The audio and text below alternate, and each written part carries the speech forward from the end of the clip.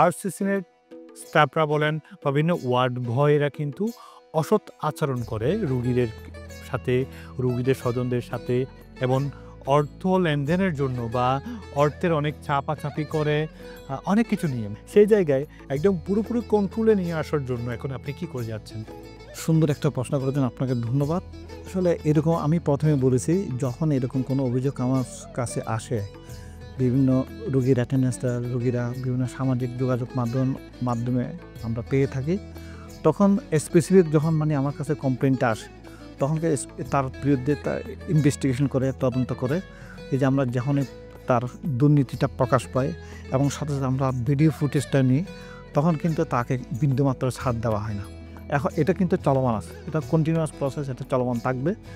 এবং এর মধ্যে আমি অনেকগুলো আউটসোর্সিং যারা এই ধরনের কাজ করছে তাদেরকে চাকরিচ্যুত করে দিয়েছি, এবং ওর পরিবর্তে যারা ভালো তাদেরকে আমরা নিয়োগ দিয়েছি, এবং সে যে ভালো তার পিছনে কিন্তু লোক এই তাকে মনিটর করার জন্য আমরা কিন্তু লোক লাগে। আপনাদের এখন আউটসোর্সিং সহ সরকারিভাবে ওয়ার্ড বয় সংখ্যা কত? আউটসোর্সিং আছে আমার 193 জন। এদের মধ্যে হচ্ছে আমার ল্যাব টেকনিশিয়ান আছে 193 মধ্যে, ল্যাব টেকনিশিয়ান, রেডিওগ্রাফার, তারপর হচ্ছে বিভিন্ন, তারপর যেগুলো হচ্ছে ইউজার ফি, যেখানে আমরা টিকিট কাউন্টারের লোক, ওখানে ম্যাক্সিমাম। তারপরে আরও কিছু আছে ওয়ার্ড বয় হচ্ছে প্রায় আপনার 60 থেকে 70 জনের। যারা আছে তাদেরকে আরও প্রশিক্ষিত করে গড়ে তুলছেন কিনা, তাদেরকে বিভিন্ন প্রণোদনার আওতায় নিয়ে আসছে কিনা, তাদেরকে আরও মানবিক হওয়ার জন্য অনুপ্রেরণা আপনারা দিচ্ছেন কিনা? ধন্যবাদ আপনাকে। এরকম তাদেরকে মোটিভেশন করার জন্য আমি প্রতি মাসে কিন্তু এই যে ওয়ার্ড বয়, তৃতীয় এবং চতুর্থ শ্রেণী নার্স, এমনকি ডাক্তারদের সাথে কিন্তু আমি প্রতি মাসে আলাদা আলাদা করে এই আমাদের যে গ্যালারি আছে, হাসপাতাল গ্যালারি, ওদেরকে কিন্তু মোটিভেশন লেকচার নেওয়া হয়। আলাদা আলাদা ওয়ার্ড ভিত্তিক, আলাদা আলাদা ওয়ার্ড ভিত্তিক ডাক্তারদের যেহেতু কথা বলছেন আলাদা ওয়ার্ড, হ্যাঁ ওয়ার্ড ভিত্তিক তাদেরকে গ্যালারিতে নিয়ে এসে আলাদাভাবে কথা বলা হয়, তাদেরকে মোটিভেশন দেওয়া হয়। আমি তখন তাদেরকে এভাবে মোটিভেট করা হয়, এই রোগীটা যদি তোমার আত্মীয় হয়, তোমার বাবা হয়, তোমার মা হয়, তাহলে কেউ যদি তোমাদের সাথে যদি এরকম আচরণ করে, তোমার আত্মীয়ের সাথে, তোমার বাবা মার সাথে, তোমাদের ভাই বোনদের সাথে, তখন তোমাদের কেমন লাগবে? তখন এইভাবে বিভিন্ন মোটিভেশনের মাধ্যমে আমরা তাদেরকে মোটিভেট করার চেষ্টা করি।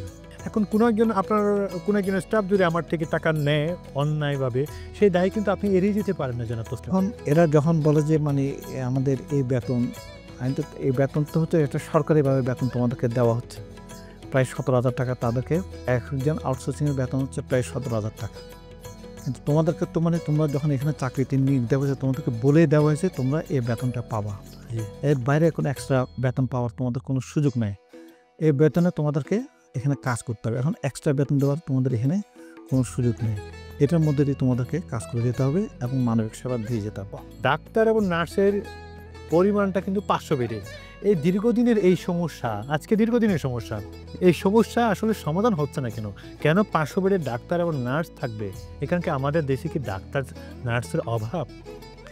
না, আমাদের ডাক্তারের সংখ্যা অনেক। এখানে আমরা যদি প্রফেসর থেকে শুরু করে assistant professor, associate professor, consultant, রোগীদের সেবা দেওয়ার জন্য যে পরিমাণ জনবল থাকা দরকার অথবা রাখা দরকার, আমরা অলরেডি মন্ত্রণালয়তে কথা বলেছি এবং চিঠি দিয়েছি। এখানে হয়তো আমরা কিছুদিনের ভিতরে অথবা আগামী মাসের প্রথম দিকে 300 থেকে 400 নার্স আমরা হয়তো আগামী মাসে পাবো। নতুন যে নার্সগুলো বের হচ্ছে, যে প্ল্যানটা করা হয়েছে ডিজিএনএম অফিসে, আমরা 300-400 নার্স কিন্তু পাওয়ার সম্ভাবনা আছে। আর একটা হচ্ছে ডাক্তার আমাদের পর্যাপ্ত পরিমাণ আছে, আমরা যদি সঠিকভাবে ডিউটি করি আমার মনে হয় আমাদের সমস্যা হওয়ার কথা না। শুধু আমাদের যে চতুর্থ শ্রেণীর স্টাফ একটু কম আছে,